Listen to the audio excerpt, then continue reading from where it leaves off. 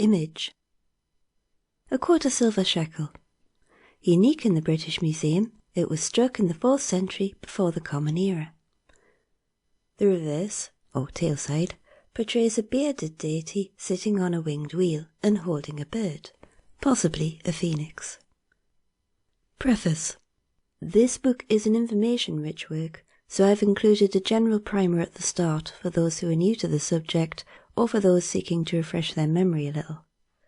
We're going to talk about an ancient heavenly calculator that knew its heyday during the reign of King Solomon and was extensively employed by biblical authors.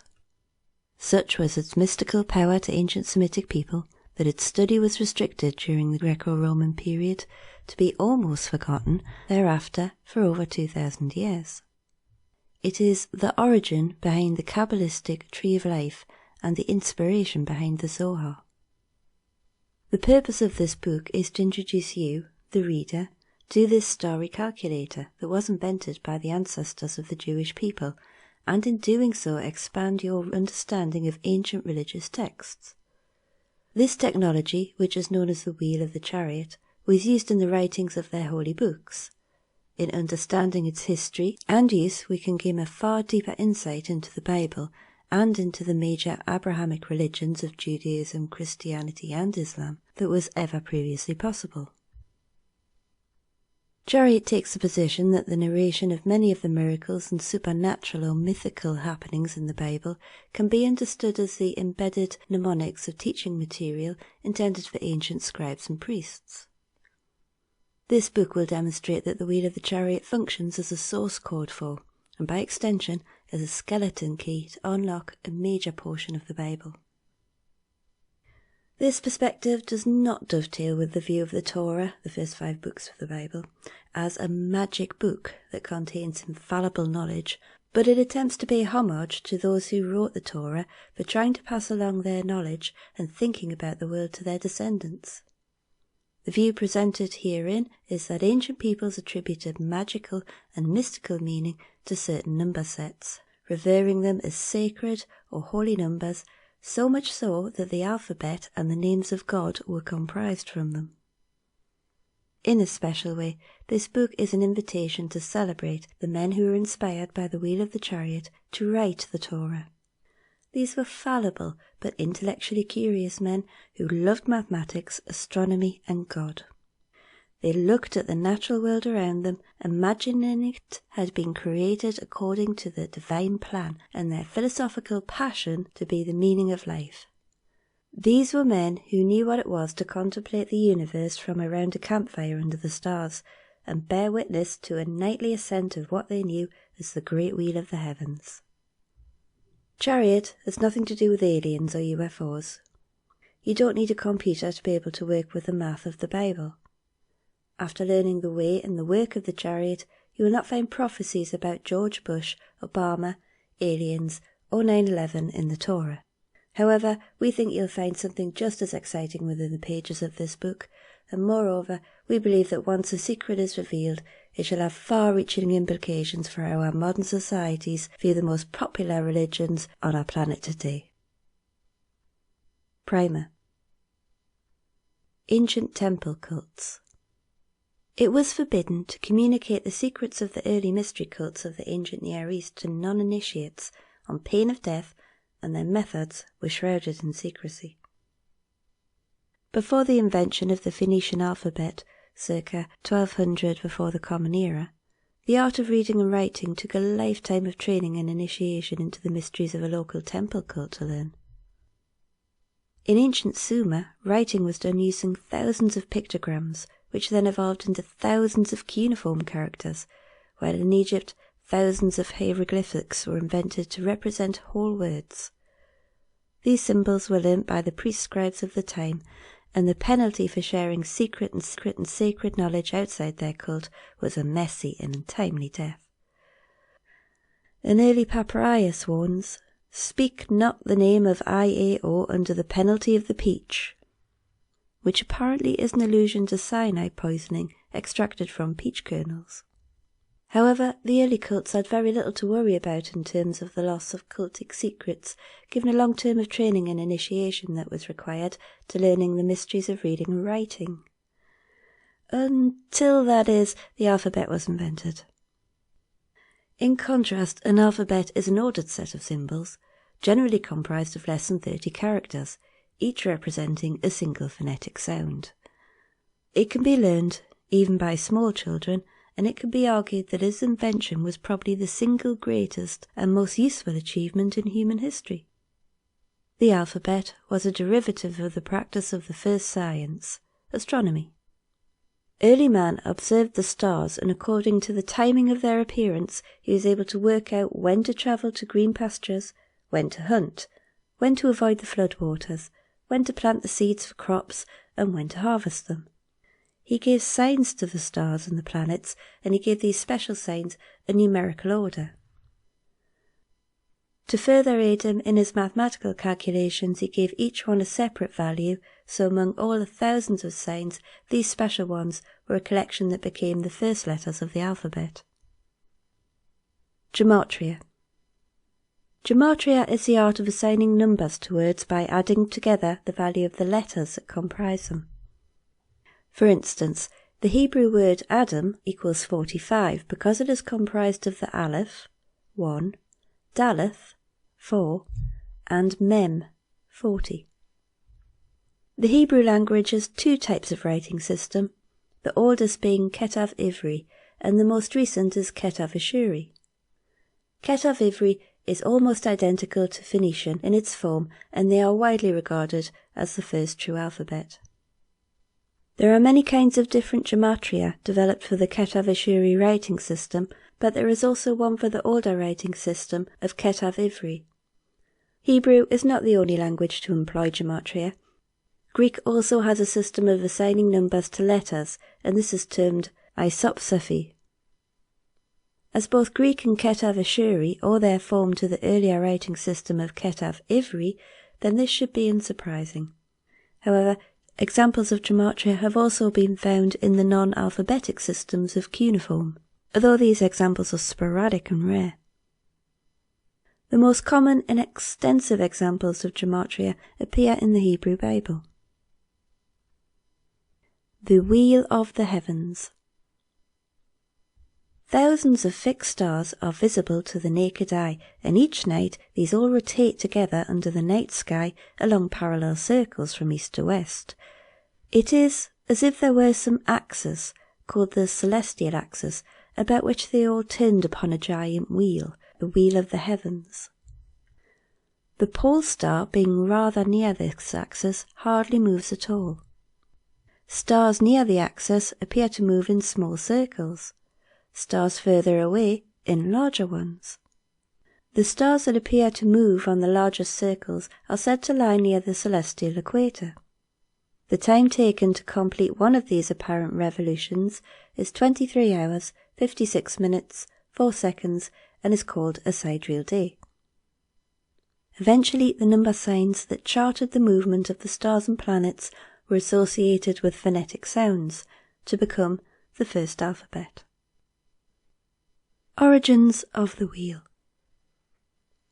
These letters of the alphabet were placed evenly upon the shape of a wheel according to a predetermined mathematical arrangement that exploited the natural harmonies of the numbers 7 and 31 and multiples of 31 such as 217 and 248, which were extremely crucial in the calculation of early pi. The preference for 31 may have been due to the ancient Hebrews having no letter for 0, and so they used ordinal numbers for the measurement of time. Thus, 30 hours according to our measurement would have been 31 hours to them, and if someone was 30 years old by our measurement, they would be 31 years old by theirs, though they would be exactly the same age. Naturally, given that the first alphabet was probably invented by one of the scribe priests from 1200 before the Common Era, then the ritualized worship, care and sacrifice to the deity, as well as the deity's very name, should be associated with the stars and planets, and thus with the letters that defined when and how the early temple cult functioned throughout the year. The origin of the Wheel of the Chariot, also known as the Seven Palaces or Wheel of Jehovah, are diverse and ultimately cannot be laid at the door of any single culture.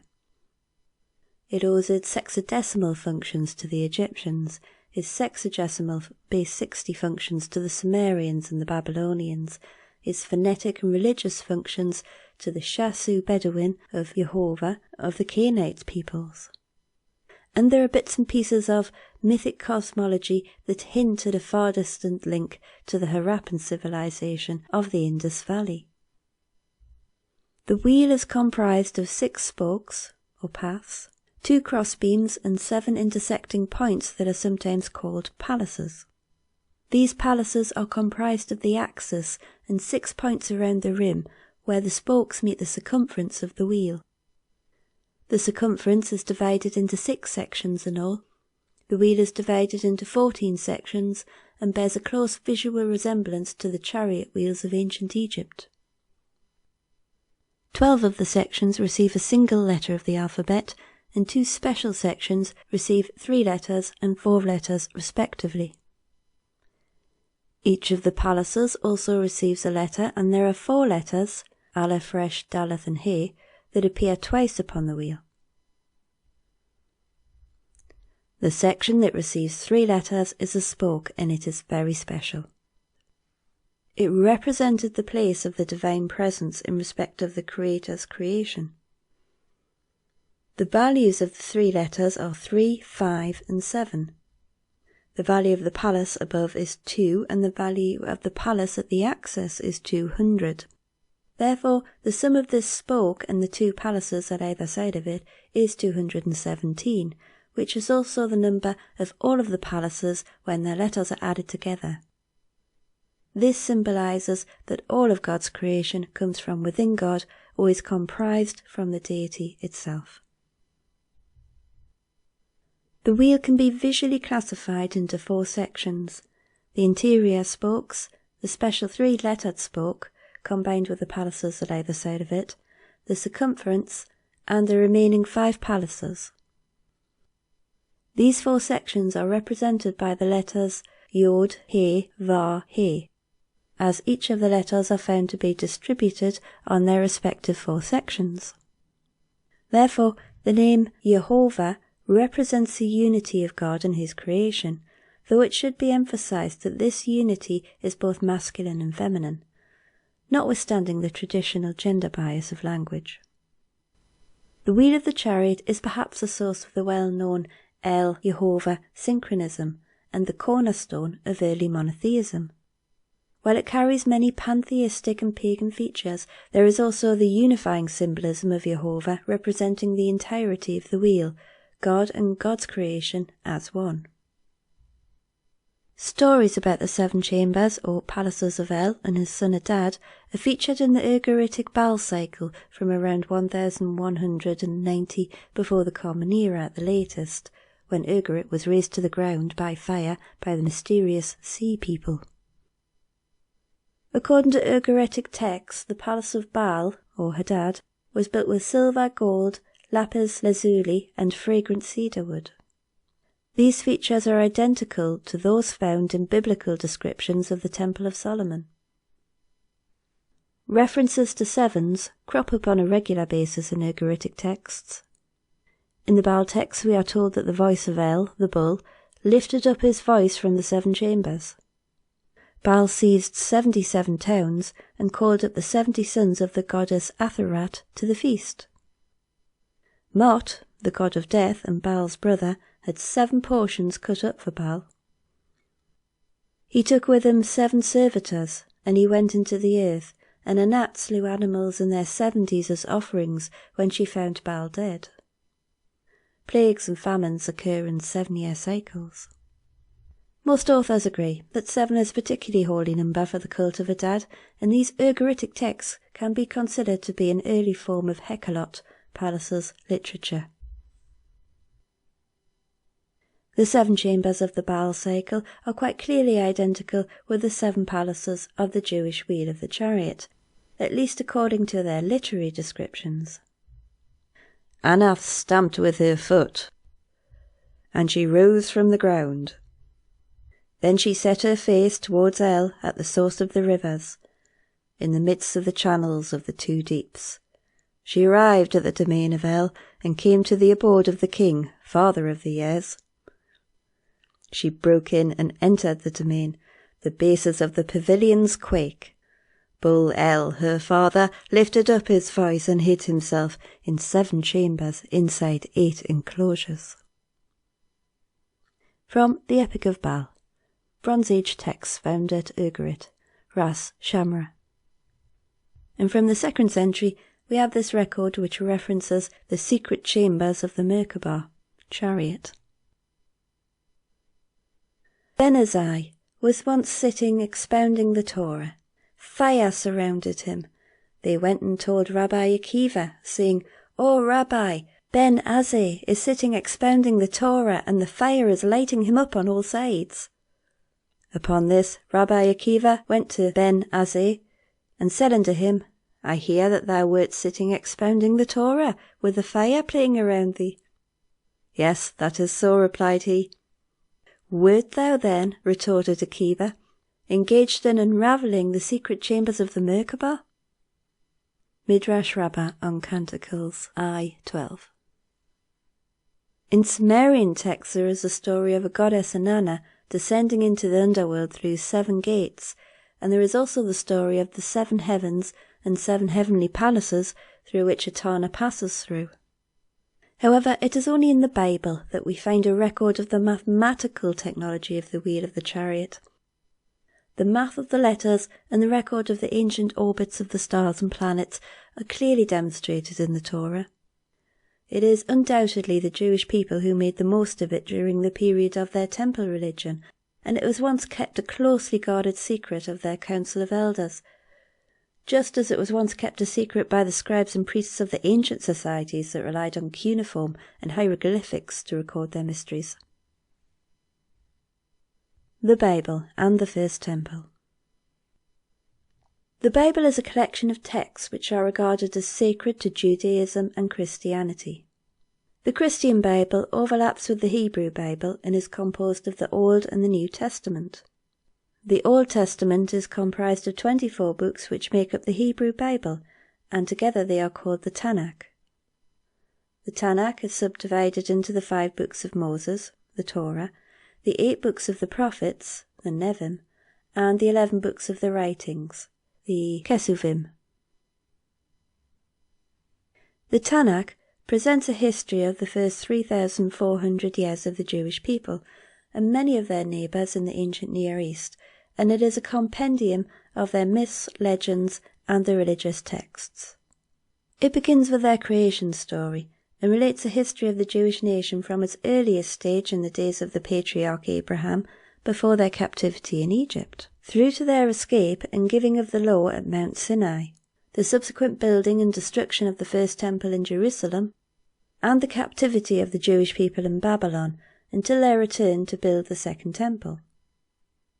Throughout the ancient Near East, temples were not primarily places of public worship as they are in today's churches, synagogues, and mosques. They were divine residences, and the first temple was called the House of God, or the House of the Lord Jehovah. Within the temple, the god dwelt with family members such as wives and children, and in the case of the Jewish god, Jehovah, with the goddess Asherah, his wife, and with his son Hadad, at least in the early part of the temple's history. The ancient Israelites visited their temples on fixed festivals and sporadic public occasions, and this is well attested in biblical literature. Though not excluded from temples, public presence was not required, and the temple's functioning could continue without it. The temple cult was served by professional priests and scribes, such as the sons of Eli, Abiathar, Zadok Levi, Moses, or even Aaron. The essential necessity was a permanent divine presence, and that the cultic activities were performed before the Lord.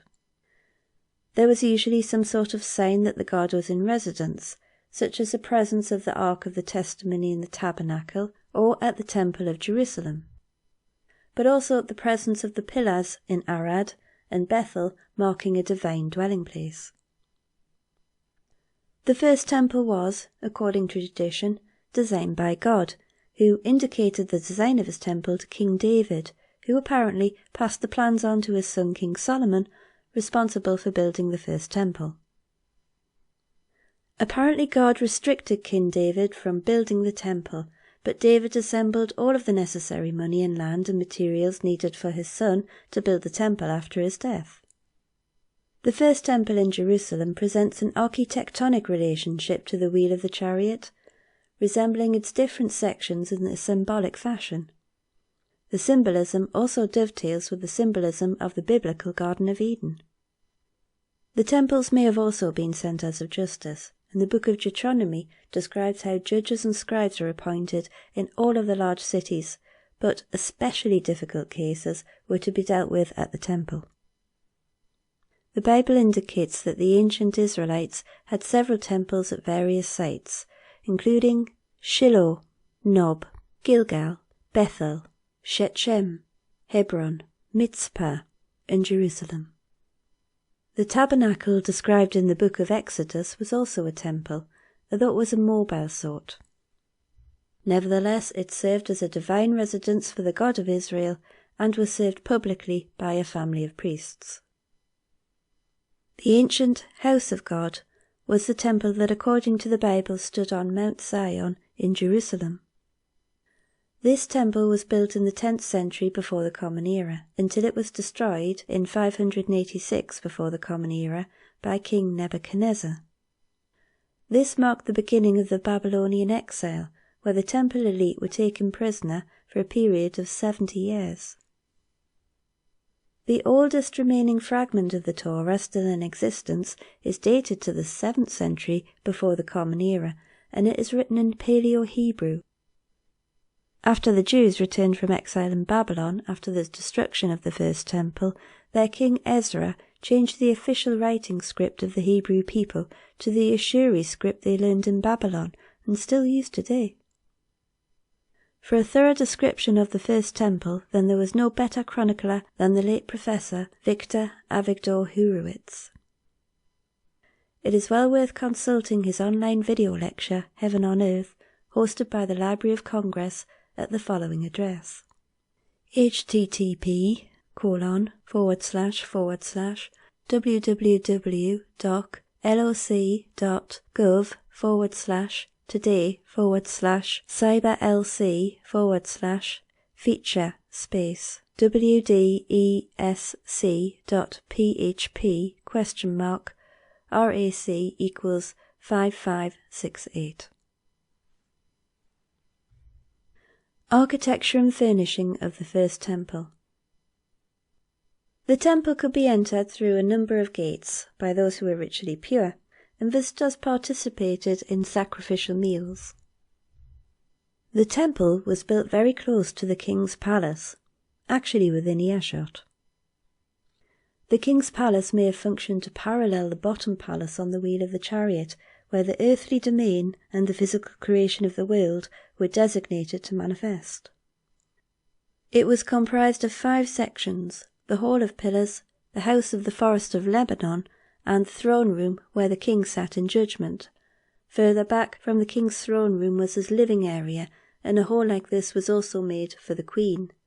These 5 sections would correspond to the letter He, 5, attributed to the bottom first palace. The outer court connected the royal palace with an inner court, and the temple was located in the centre. Only priests were allowed in the precinct of the inner court, which symbolically represented the Garden of Eden. The inner court parallels the rectangular section of the wheel of the chariot, bounded by the cross beams and the circumference. The outer court was surrounded by service chambers used by priests, prophets, and courtiers, as they served for storage, for the eating of sacrificial meat, and other functions. In the inner courtyard stood a large bronze altar with a fire burning on top of it.